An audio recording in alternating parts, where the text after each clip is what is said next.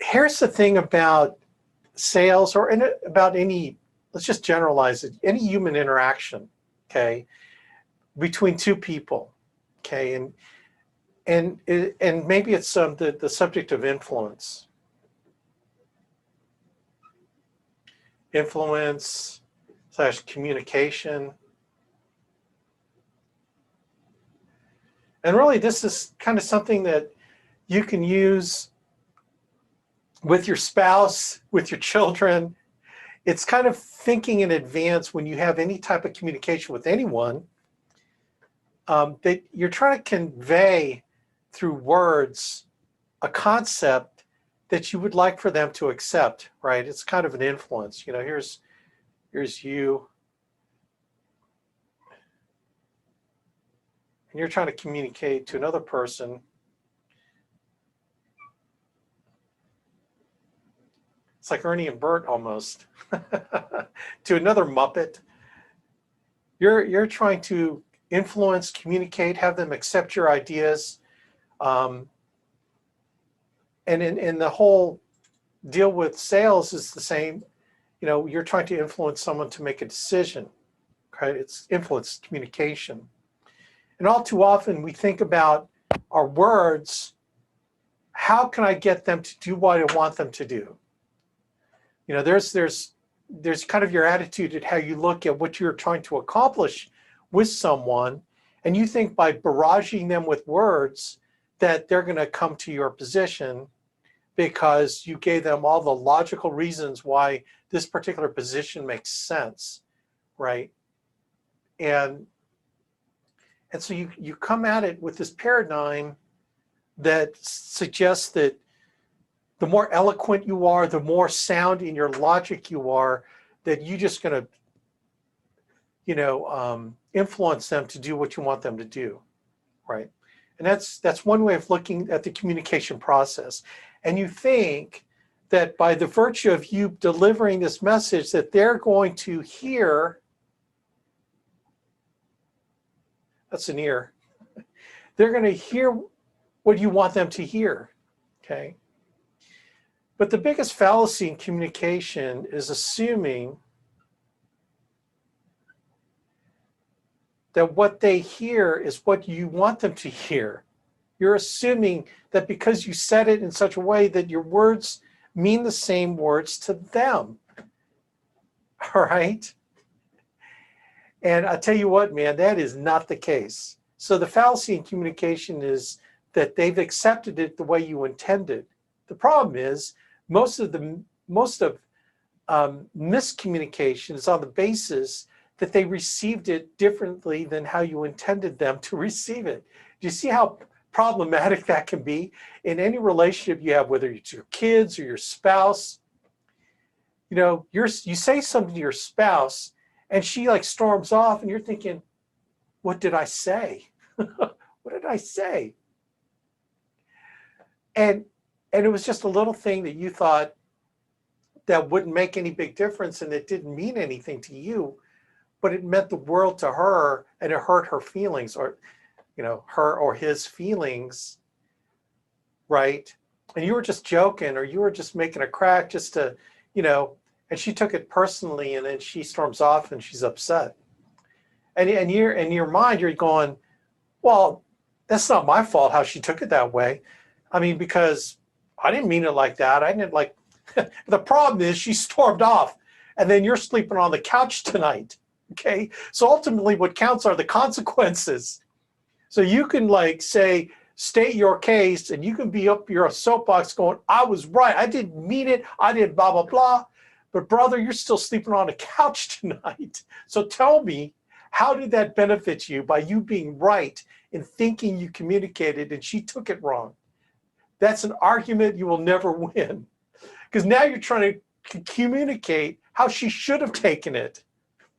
And that is a circular argument that goes down the tubes quickly. You know what I'm saying? So what do I mean by, so how does this affect us in sales? Okay, it's huge, because you're going there thinking, okay, this is going to work on this person, blah, blah, blah, blah, but they took it wrong. They didn't, you know. So So let's kind of change the paradigm of what we're trying to accomplish in the communication process and never assume anything, right?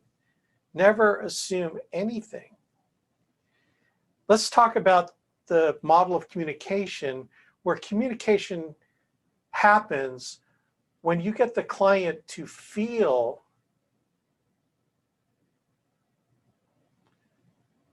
a certain way.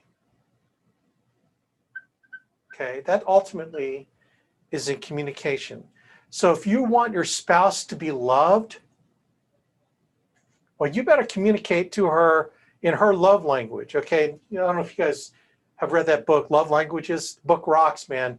It'll take care of like 80% of all your relationship problems with your spouse if you learn her love language, okay? And then just as a quick example, it's not gonna, I'm not gonna go into that, but if your spouse love language, okay, let's give her hair. If your spouse's love language is acts of service,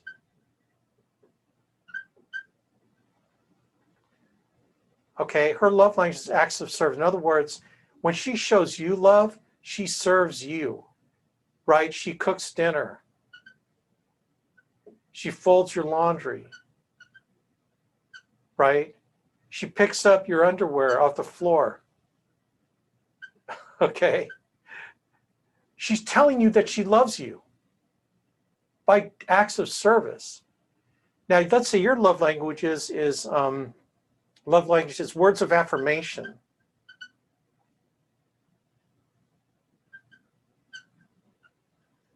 So you feel love when people affirm you by words. So you think you're loving her by saying, honey, you are awesome. I love you. You are the best wife a man could ever have. You went in the Bible under Proverbs 31, your picture is right there. Trust me, I've used them all. Okay. Here's the problem. Your words of affirmation is not landing right because that's not her love language. And she's telling you how much she loves you by acts of service. Do you see the disconnect? There's a disconnect. So you have to know that she feels love when she gives love in acts of service. She feels love the same way. So here's what you do is, honey, you don't have to do the dishes. No dishes for you. I'm going to do the dishes for you. Really?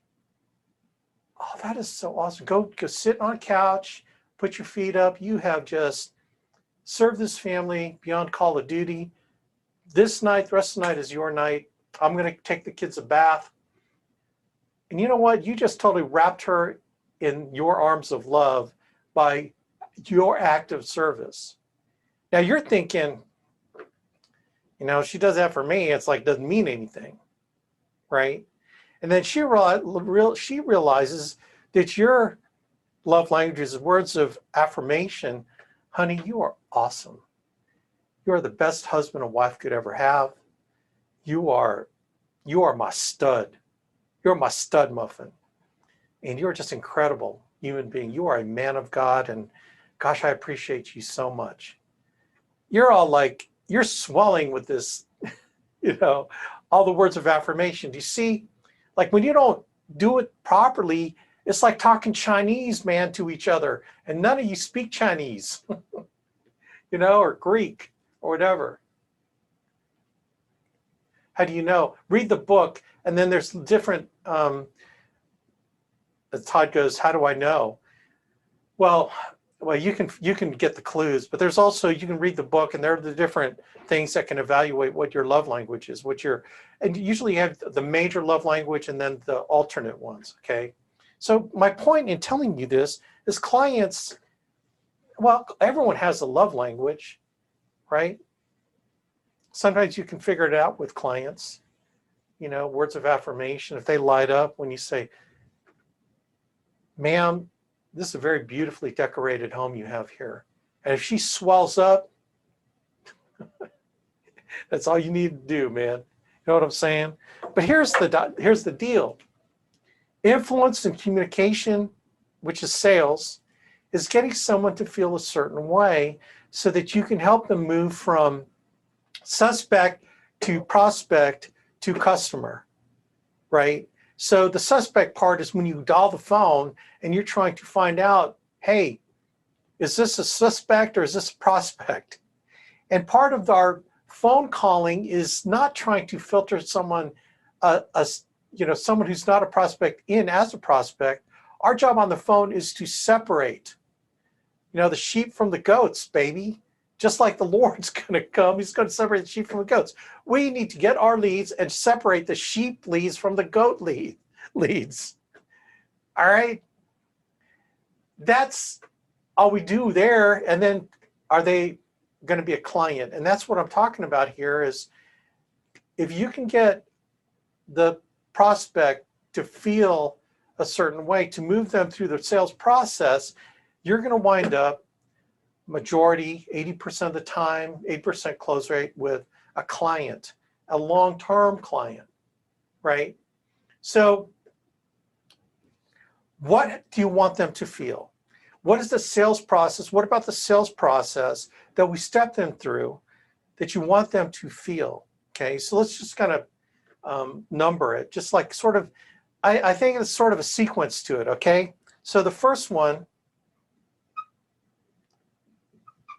you got to get them to feel trust.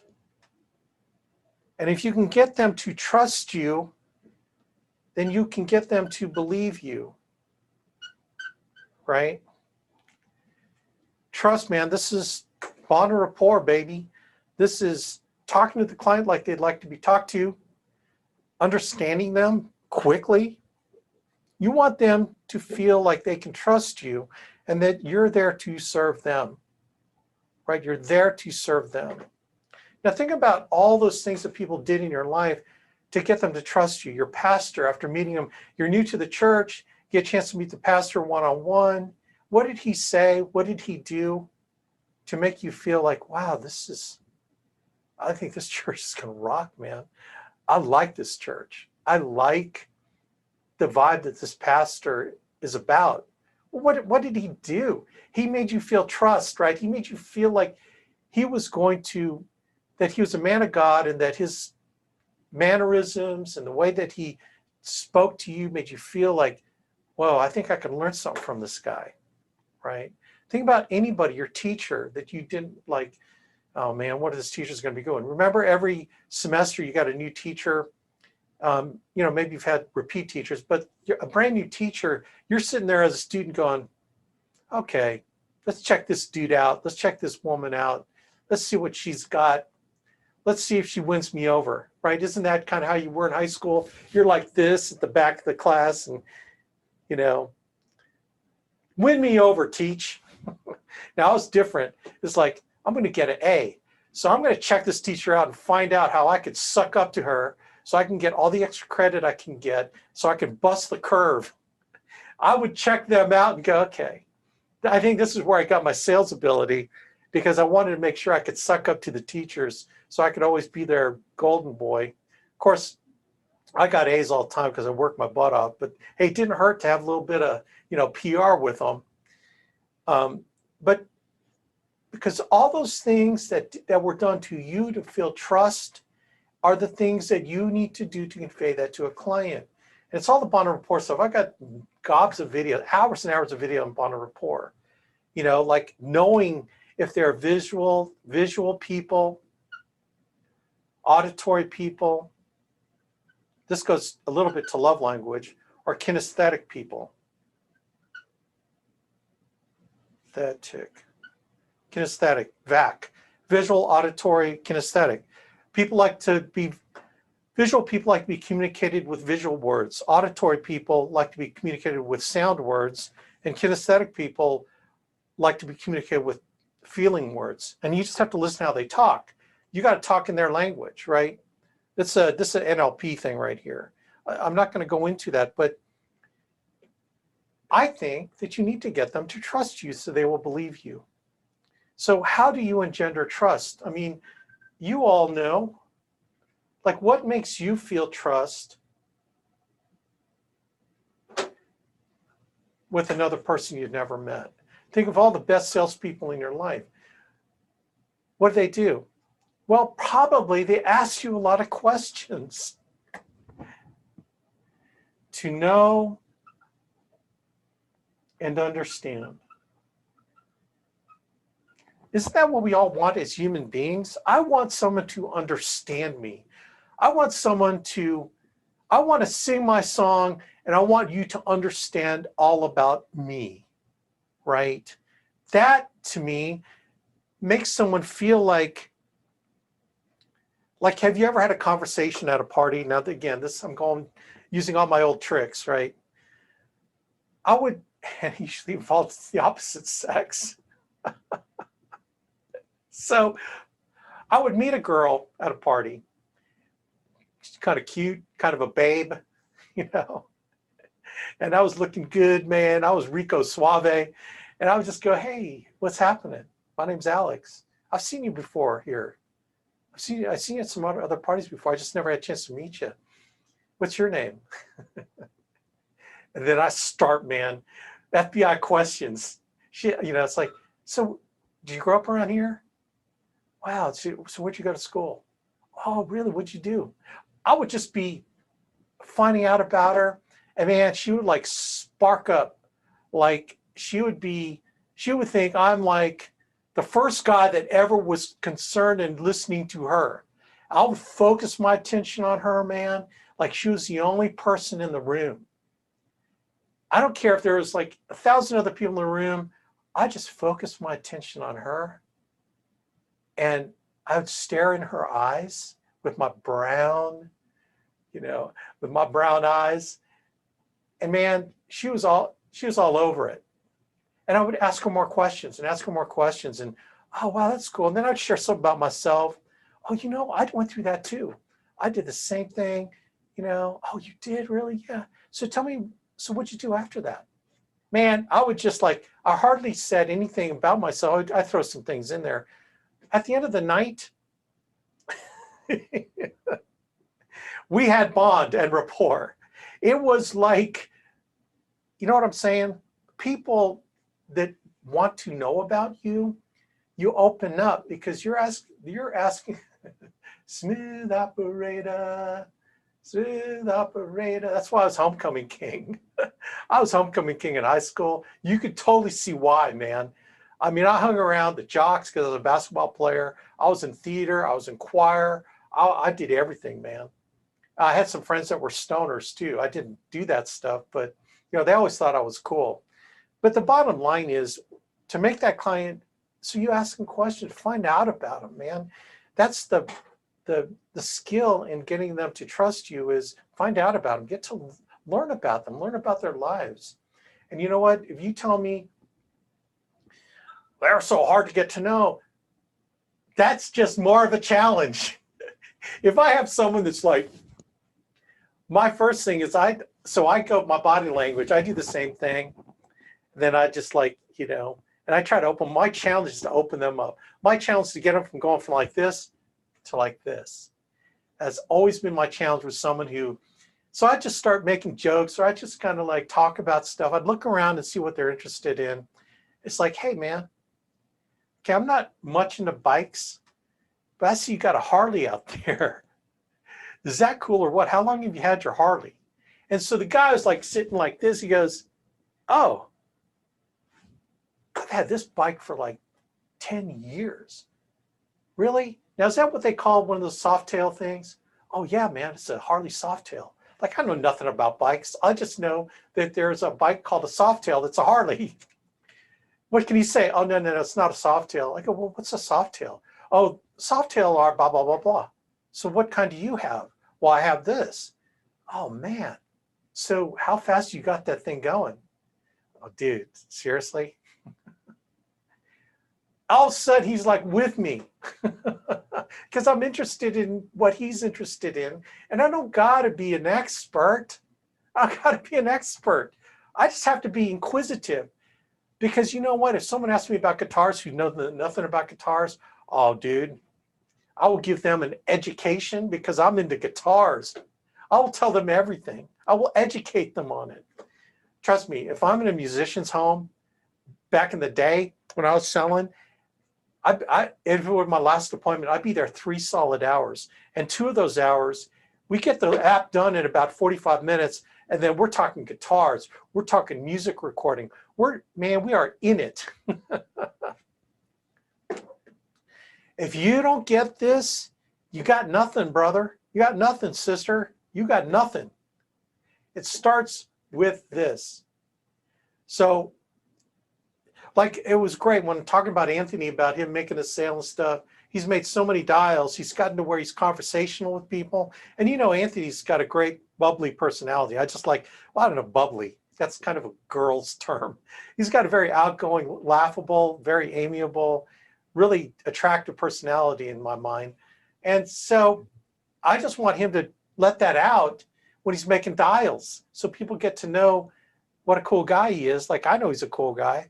Now he just needs to let them know he's a cool guy and find the people that are from suspect to prospect, right? Makes Trust, sense. man. Trust. Makes sense. Okay, number 2. You got to get them to feel that they are in control. They're in control, man. The minute that a client puts up defenses is when they don't feel like they're in control. Like, I mean, look at when you're interacting with your kids. One of the worst things for a child to feel is that they're being controlled and manipulated, and they have no say or voice in what they do. Now, as a parent, we have to discipline them, but at the same time, to foster the feeling of independence within a child is one of the most amazing things a parent can do to mentor your children, and for them to make the right decisions and not the wrong ones. So how can a child learn to live an independent life if you don't mentor them in how to make the right decisions in their actions at an early age? And to give them the reasons why we don't do this or don't do that, so they can make the choice for themselves. And that, you know, you're there to discipline them, but wouldn't you rather have your child make the proper choice given the decision? I'd rather them do it at 6 years old than making the wrong choices at 18, and all of a sudden they wind up pregnant with a, you know, with a child that out of wedlock or whatever. But if you had mentored them earlier so they can make their choice. So that's the thing, making people feel they're in control. How do you make them feel they're in control? By all the stuff we say. It's all the, you know, like in the early part of the thing, hey, listen, let me tell you what we're going to do next. All right. Now you can end this whenever you want. Okay. But what I'm going to do is I'm going to ask you a few questions about your health so I can figure out the best program for you. Okay. And then once I do that, I'm going to give you 3 choices, and you can pick one that meets your needs and your budget. And look, you're totally in control here. So, you know, if any part of this does not feel comfortable, you don't think it's good for you, you think that, you know, man, we can end it and we can part friends. Is that cool? Are you okay with that? You can say no anytime along the way. And that, you know, I'm just going to do my job to give you the information so that you can make the right choices for you and your family. Is that all right? Now, what you've done is you've made them feel, oh, well, I'm in the driver's seat. Think about it. Whenever you've made your spouse or your children think that you are the almighty in control here, and they don't have any say in what you do, what happens? They kind of just, they come along for the ride, but their attitude sucks, right? But when you get total buy-in from them on a decision, man, isn't that better? It's way better. You know that you're all in the right direction. You're rowing the rowboat in the same direction instead of going through all kinds of flack and all kinds of heartache because you decided to make the decision. Now, ultimately, there's got to be one person to make a decision. But people want to know that they have input. They want to know, here you have to get the client to feel they're in control. So you got to say all those words like, hey, if this isn't right for you, that's great, man. We just end it, and we can part friends, you know, those kind of words, they feel good about those kind of words. But guess who's ultimately in control? See, I just exercised control right there, didn't I? Because I posed a question. You're in control when you pose a question. So when you say they're in control, so does that make sense? I mean, you can totally, you know, opt out of this thing anytime, and you don't have to listen to this anymore if it just does not make sense to you. But if you do feel lost or you don't feel like, please ask me a question and I can maybe clear something up. Is that cool? I'm here to answer your questions. Once they feel like they're in control, man, you've got them. Because look, people want to feel they're in control. Their guard comes down. See, in the sales process, you both the client comes with their defensive wall up, and you start knocking it down by creating trust. You start knocking down by letting them know they're in control, right? You get these first two things down, you're like, halfway there, okay? Number 3, now what do you want them to feel?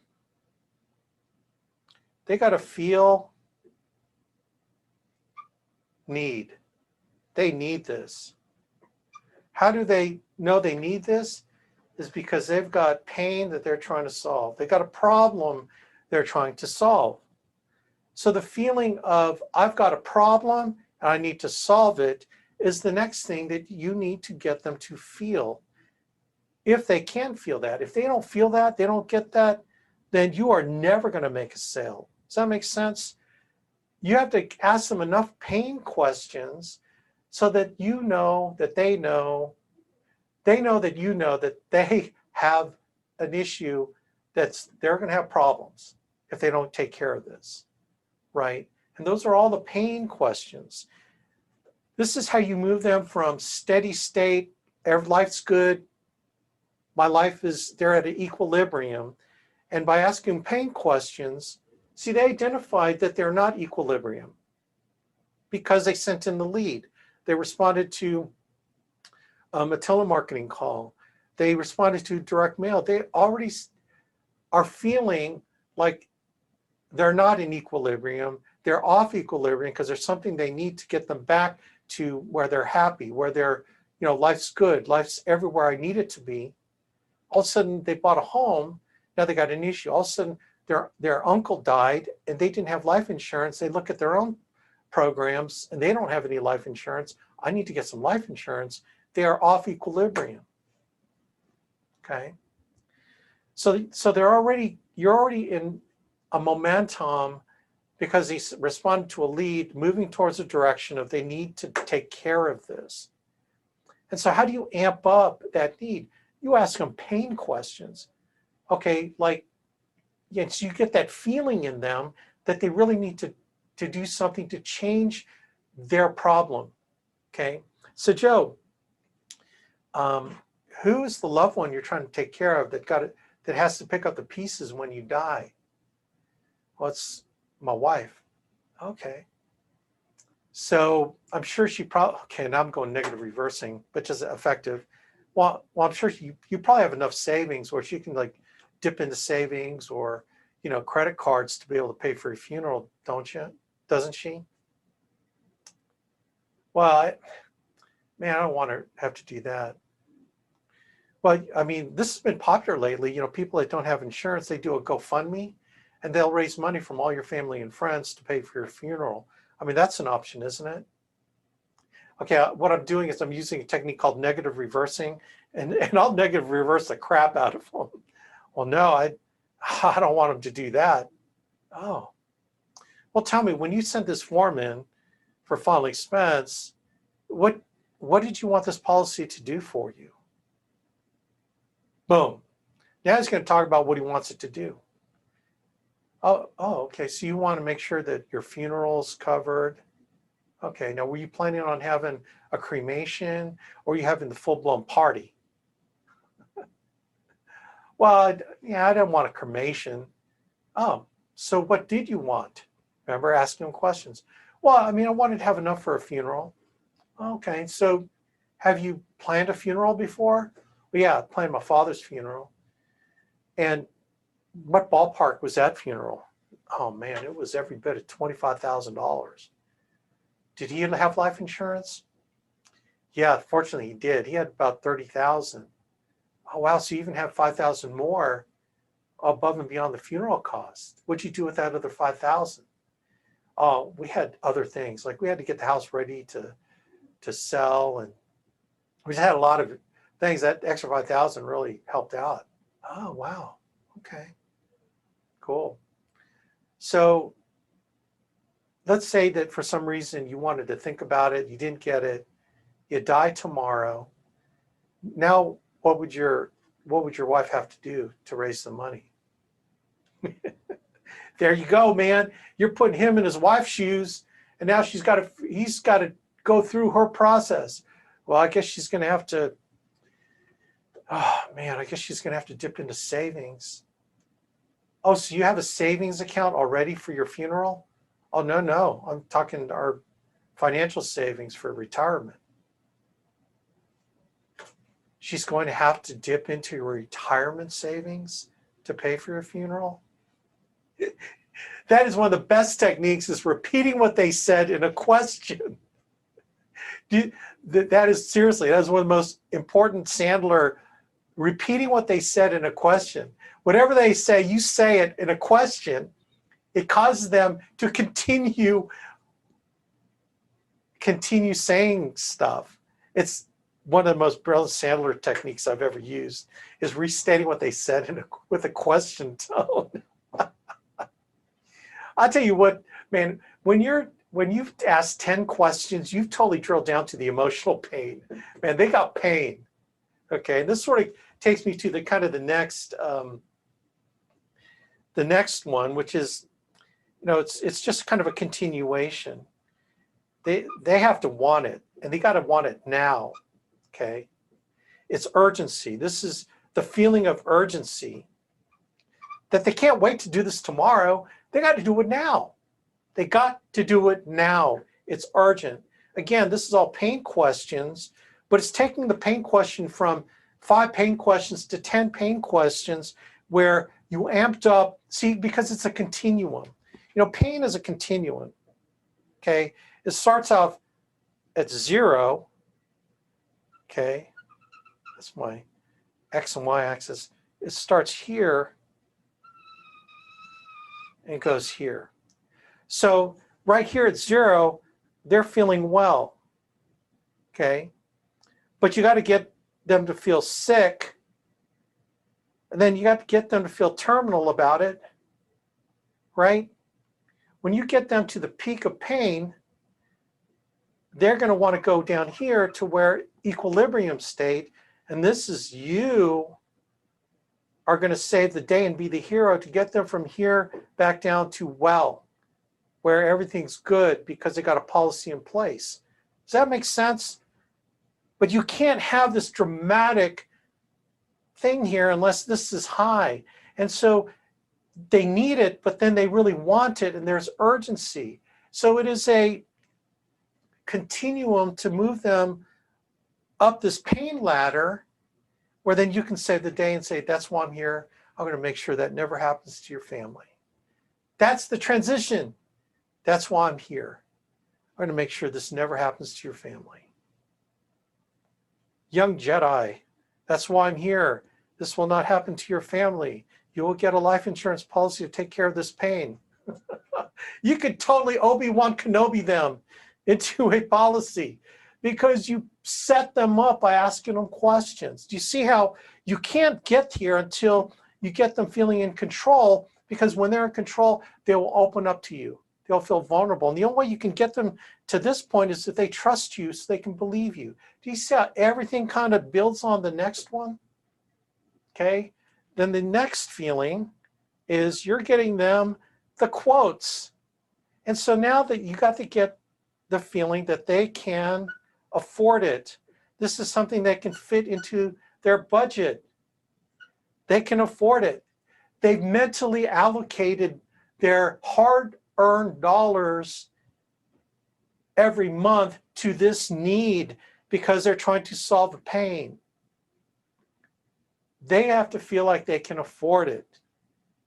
Okay? And the only way we know that they're going to get that rate that they can afford is we submit an application to get it underwritten.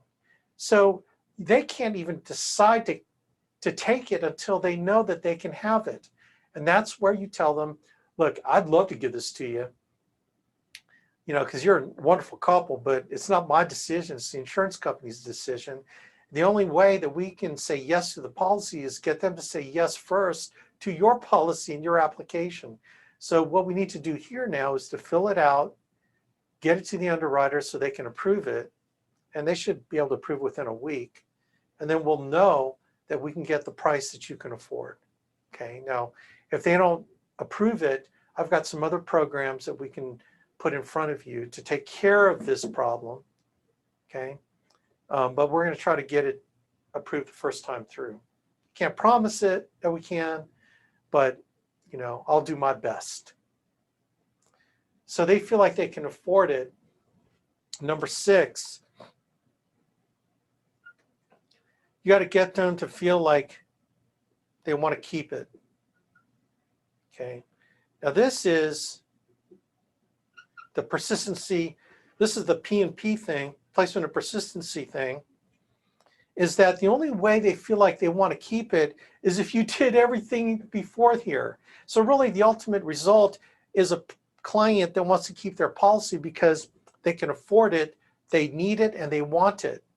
So this is sort of the result of you doing all the right things, but there are follow-up things you got to do, particularly when you're doing telesales, to get them to continue to feel like they want to keep it. Okay? Follow-up. So you got to call them 2 days later and say, hey, this is Alex. Remember I told you that you're probably going to have some questions? Well, I'm calling you back to see what questions you might have. Right? You're touching base with them again. Follow up with them again. And then you follow up again. Hey, did the company send you your policy? Not yet? Okay, call me. All right, and you can call me if you have any other questions. You check back with them again. Hey, did you finally get the policy? Yeah, we got. Okay, great, awesome. Hey, how about if I schedule time to come over and I can walk you through it, make sure it's got everything that you need in it, right? Or do it over the phone, whatever. Which is why you need to buy your own policy so you know what to go through with them on theirs. Hint, hint, right? And then you follow one with a couple months later. Hey, this is Alex. Just seeing how you doing. I really enjoyed hanging out with you guys. You just really nice family. Listen, those names, those ERS names, I just want to give you an update. 2 of those people on your list wanted to buy life insurance. So, good on you. Congratulations that you helped a couple of your family and friends not to worry about the same thing you were worried about. And you give them the warm fuzzy that you took care of people that they know. Oh, you did? Who'd you take care of? Well, I took care of Martha. Oh, you did? Oh, man. And then I took care of Billy, your brother. Oh, you got Billy? I didn't think he'd ever buy anything. Yeah, Billy's a cool guy. And I just really enjoyed meeting him. Well, I've got some other people I think can help. You can help. Oh, really? You do? That never happened if you didn't call them a couple months later to give them an update on the ERS. P&P goes up. They're going to want to keep it because they like you so much, and they know that you're serious about your business because you took care of them. You made them feel like they could trust you. You made them feel so strongly about you. See, what did Maya Angelou say? They won't remember what you say, but they will always remember how you made them feel. And that's the premise of all this game, is to get them to feel like they can trust you so they can believe you. Look, people want to trust you. People want to feel trust in the person that's going to help them. They're already in a position of wanting to trust you. You have to be trustworthy, and you have to give them reasons to trust you, and it's all in how you treat them, right? People want to feel they're in control. People don't like feeling out of control. You know what I mean? I know you feel the same way, don't you? What's the worst feeling is the feeling of not being in control. God is in control, right? So that's how you can feel it's okay. You got to get them to feel the need for this by going through the pain process. And by taking the pain to the ultimate level, they want it now. They want to do it now and take care of it. And then giving them the price range that can afford, not upselling them, but testing them that they can afford it, right? And then submitting it. And then through all this, they're going to want to keep it because they trust you and they feel good about what you did for them. And that only happens when you can create a relationship with the other person, right? And that relationship begins with how you made them feel, right? Remember, they don't remember what you said. They probably won't remember how you said it, but they'll always remember how you made them feel.